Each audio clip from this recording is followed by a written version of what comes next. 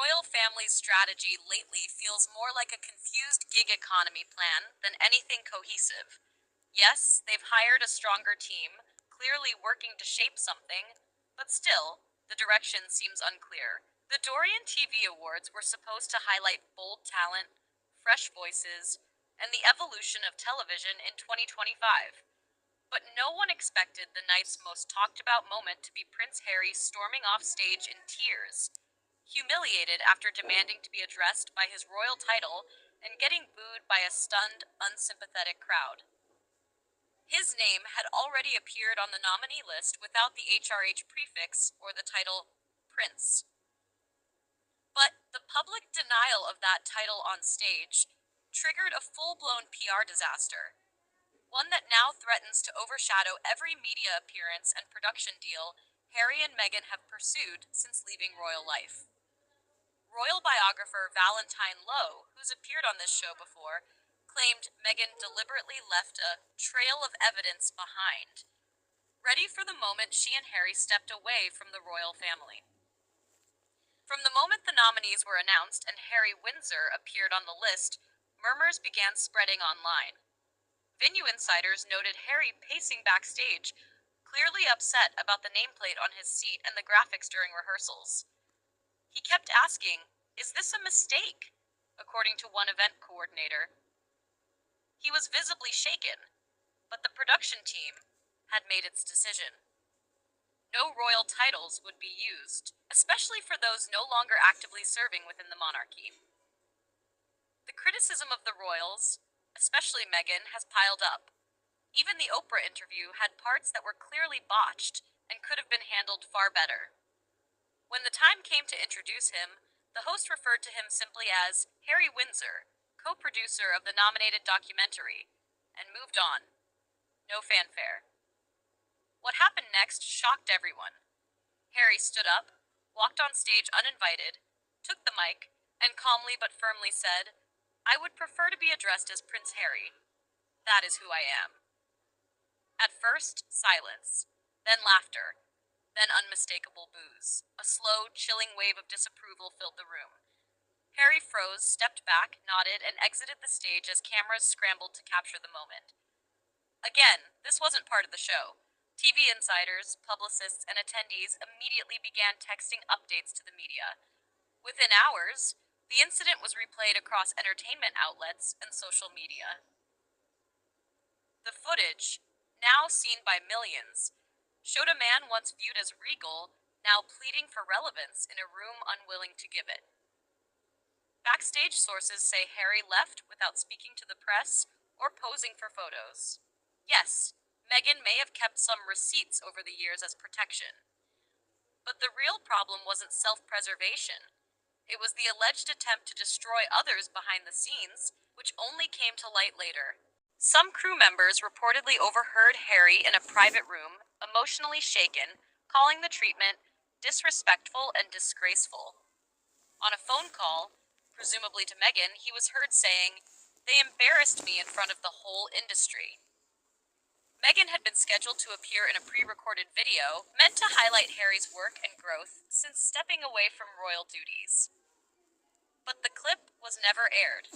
Officially, producers cited technical issues, though insiders claim it was quietly pulled following Harry's outburst. Over the years, Meghan has hinted that she holds explosive material, often suggesting she never signed anything and is free to speak. At one point, it was even rumored they'd found old diaries. But in light of the audience's reaction, airing her message was deemed tone-deaf and was scrapped. One talent manager put it bluntly, "The room turned. This wasn't just booing, it was outright rejection. They didn't see a prince, they saw entitlement." And this rejection wasn't just symbolic, it was deeply personal. Whatever Harry may still be holding on to behind the scenes, whether damaging or not, it no longer matters. The damage has already been done. The incident brought to light a long-standing contradiction in Harry's public image. Stepping away from royal life, while continuing to cling to the status and privileges those titles afford.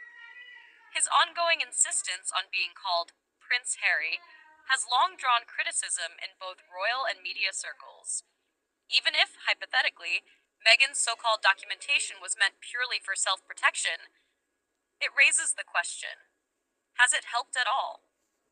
The current backlash suggests it hasn't. This time, the criticism didn't come quietly from behind palace walls or through tabloid headlines. It came loud and unfiltered from the very industry Harry's been trying to break into. Observers now warn the consequences may be long-term.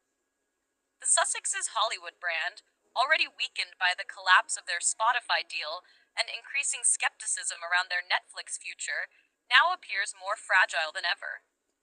Harry had hoped the Dorian Awards would mark his transition from royal figure to credible producer. Instead, the moment has become known as his Hollywood wake-up call. Security eventually had to escort him out of the venue. No celebrities followed. No tributes were offered. While a few media outlets tried to frame the situation with sympathy, most reached the same conclusion. Prince Harry didn't end the night in triumph. He left in tears. And this isn't just fleeting tabloid gossip. It's resonating on a global scale. For someone who once stood alongside world leaders and earned praise for mental health and veteran advocacy, being booed at a Hollywood awards show has left a visible scar. But the story goes beyond the boos. What's more striking is how quickly Harry's influence seems to be fading. A name that once commanded attention now sparks eye rolls and apathy. His shocked expression, the crack in his voice as he insisted on his title, and the audience's icy response, these aren't just awkward memories. They've become a defining cultural moment for the Sussex brand. Public opinion is shifting, and it's not in Harry's favor. Social media erupted. On TikTok, clips of the incident quickly turned into viral memes. Over on Twitter, hashtags like No More Prince and Dorian Disaster began trending within hours. Even celebrities who typically steer clear of royal commentary took subtle shots. One comedian tweeted, "Harry asked for HRH and got LOL instead." In today's world, reputations are fragile, and Harry's appears to be unraveling fast. Industry insiders aren't holding back. According to one senior producer, he came in expecting royal treatment instead of letting his work speak. That doesn't fly here. Another added, "This isn't Britain. No one's curtsying here. The work wins, not the title." Comments like these are reinforcing a growing narrative. Harry may have seriously misjudged his standing in Hollywood. And Meghan's silence isn't helping. She's been noticeably absent from public appearances. And her name was left off birthday-related events she had lined up. Reports from Montecito suggest the atmosphere inside the Sussex household is tense. An insider claimed Meghan wasn't upset with the audience. She was frustrated with Harry. She allegedly told him the backlash was inevitable, and that insisting on being addressed as Prince in that room was bound to backfire. If true, this private criticism reveals deeper fractures, less about tabloid drama and more about the real-world consequences of clashing strategies. Even the Queen's former press secretary, who has typically stayed quiet about Harry since the royal exit, weighed in subtly in a recent column. "When you step down from the throne," he wrote, "you must walk with humility. Entitlement echoes louder in silence than any royal trumpet." Many saw this as a direct nod to the Dorian debacle. And this isn't just a one-off embarrassment. It's part of a broader pattern. A string of missteps, failed business ventures, awkward interviews, and now, public humiliation. Harry's attempt to pivot into Hollywood hasn't earned him the cultural credibility he expected. Instead, it's shown just how difficult it is to establish an identity outside the institution that once elevated him.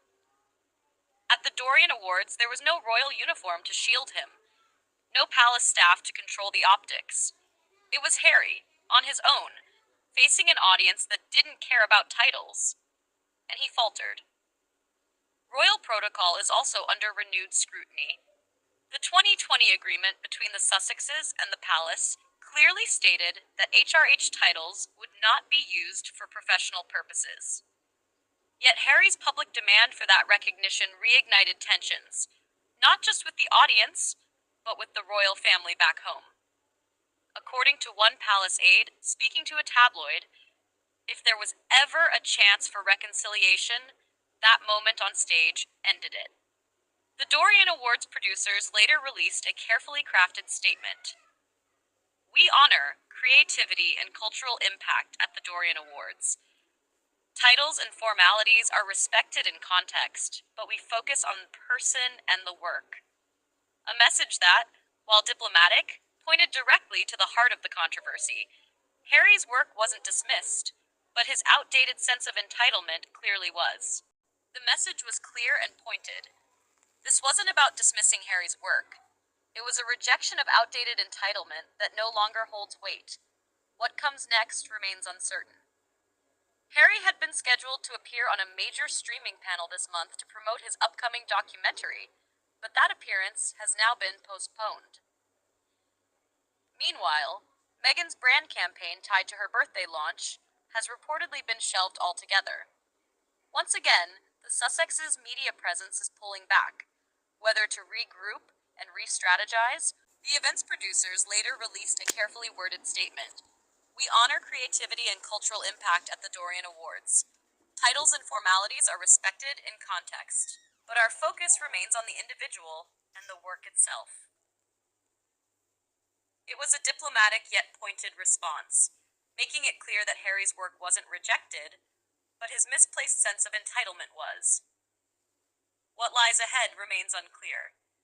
Harry had been scheduled to appear on a major streaming panel later this month to promote his upcoming documentary. That appearance has now been postponed. As for Meghan, her birthday-linked brand campaign has reportedly been shelved completely.